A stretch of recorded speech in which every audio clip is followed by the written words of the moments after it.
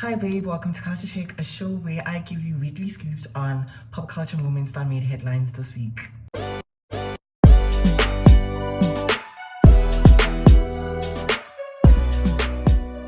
These are the pop culture moments that made headlines this week, and as you guys can see, I have a new setup in my room.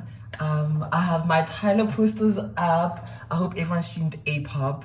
I'm gonna speak about it now. So starting off, this is very tricky. It's a very slippery slope, but I have to talk about it. I think I spoke about it enough with status and saga, and I know you're dying to hear my opinion. So here it is. The bisexual discourse. Number one, I want to preface this by saying I do not think that anyone having a preference is an issue.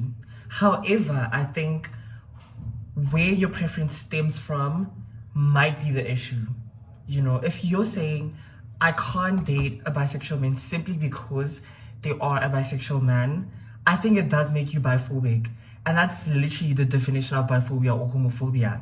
Prejudice against someone simply because of their sexuality. And I've seen a lot of people, a lot of women, black women saying, no, why can't a no be no? A lot of us say I know to date bisexual men.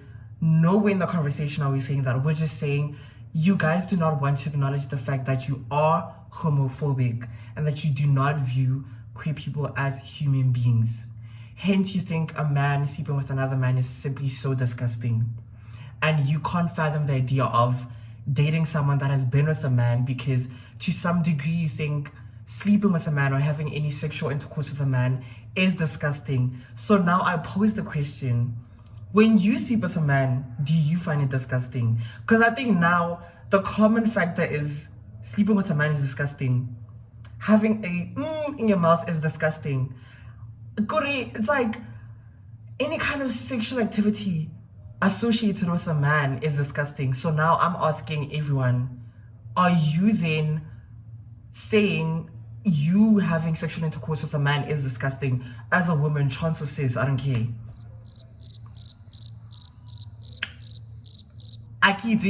But I think that's where I stand with this whole discourse. I just think that the preference where it stems from is the problem.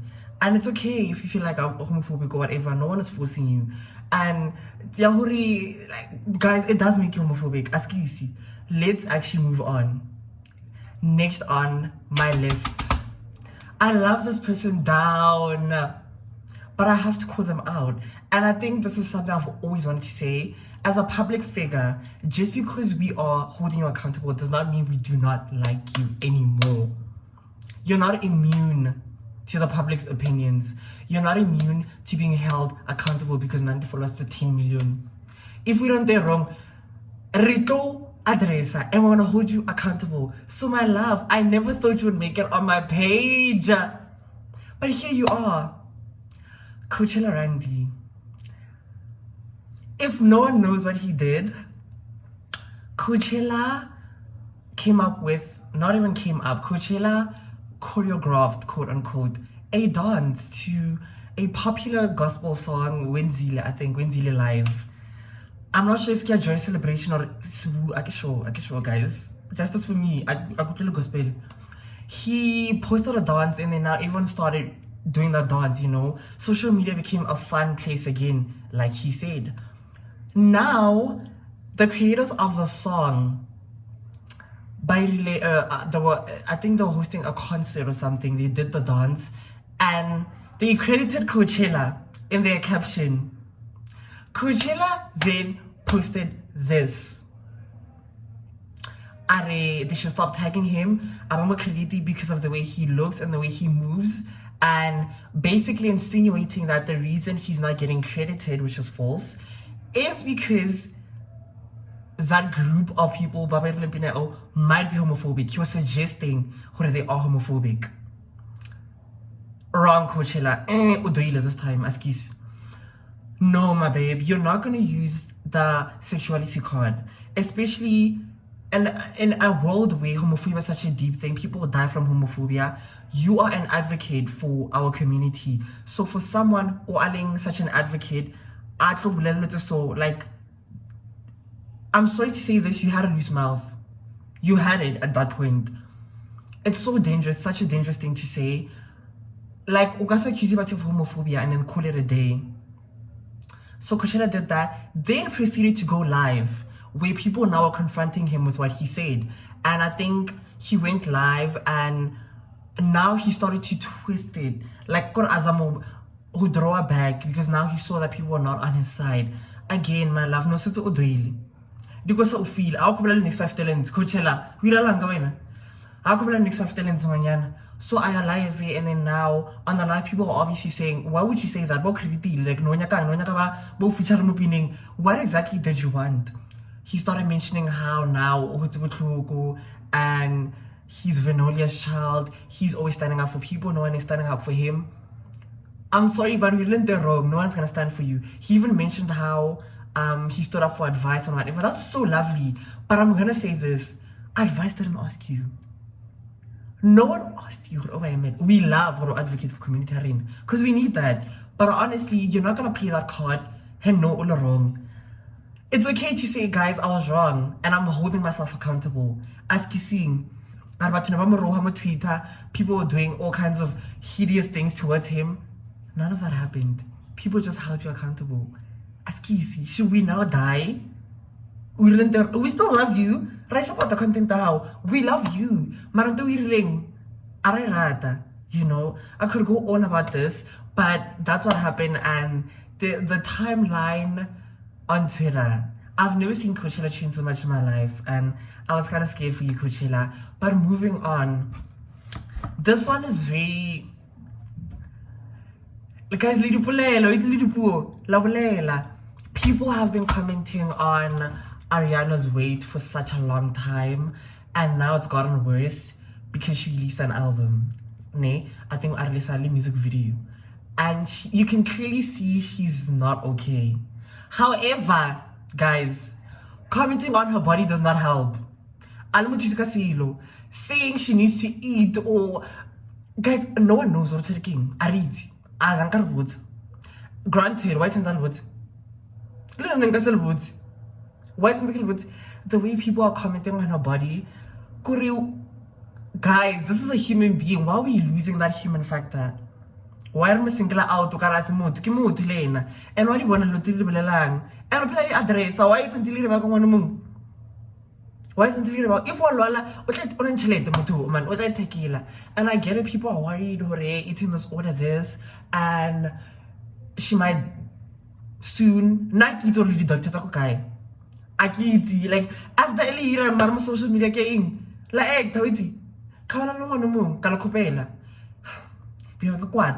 Let's move on to Music Corner. This is a segment where I tell you guys which album just dropped, which singles, which artists released new music. And at the top of my list, Cardi B! Cardi B released a single, on Friday. And Cute Little One too. I like it, guys. It's a bop. Like, I was jamming to that song. And I think I think she was sneaking a diss to Lotto, and I love it for me. And you know what? Cardi B, I love it for you. And take it there. Why don't you talk about the bigger people, guys? Take it there, man. Next on my list is Tyler, and I mentioned her last week. She released an album. And people were confused. Justice for you guys. Mara, I think she made it for her South African audience. So, and most of the songs, they do sound like a lot of the songs I would hear growing up. So, she did hit the nail with that one. Obviously, her American audience will not relate to the album as much. And justice for you guys. Also, I feel like, as much as I love the album, obviously I'm South African, it was a very bold move to have such an experimental album at the beginning of her career. I don't think she's at a stage where she would have the legs or like the balls to do that.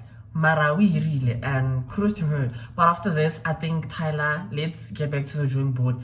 Team how it chakalaka irahala mo kimix masala engwa ke so team maybe naka ho reshuffle cabinet how manyanaka maybe tla Next on my list, I'm very excited for this. I hope it's not a lie.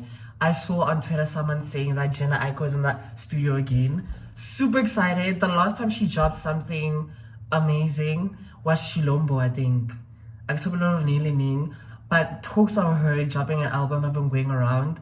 And I'm so happy. Jenna Aiko, we missed you. Wantalanya. Like, SZA can't hold it down alone.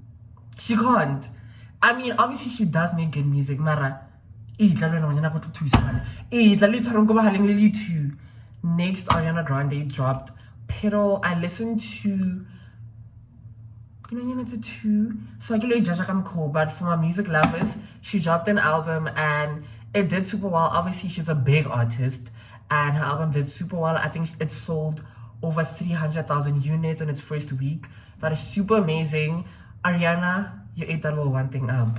And next on my list, I hope you I'm not Zulu, guys, clearly. Zulu Paka, I think. Yeah, she's a Zulu pop artist. I've never heard of that in my life. I listened to her album, Volume 1. Guys, even Chanti, the production, the vocal layering, the production of the why, continue. The production of the songs, the album itself, it makes so much sense. And she's gonna perform at Rose Face, those that are going. She's gonna be performing there. Love it for her, she's winning. I've never heard of that in my life. Zulu and pop in the same sentence. Crazy if you ask me. You're so iconic for that, girl. Like, you ate that little one thing up. You did. And that's it for Culture Shake, you guys. I hope everyone enjoyed. Don't forget to subscribe, to like, share with friends, and because and you're gonna get my opinion. But I'll see you guys next time, same place, same time. Also, guys, I'm not gonna be posting on Fridays anymore. I'm gonna be posting on Sundays. So asking for that little one thing. But I'll see you guys next time. Be blessed.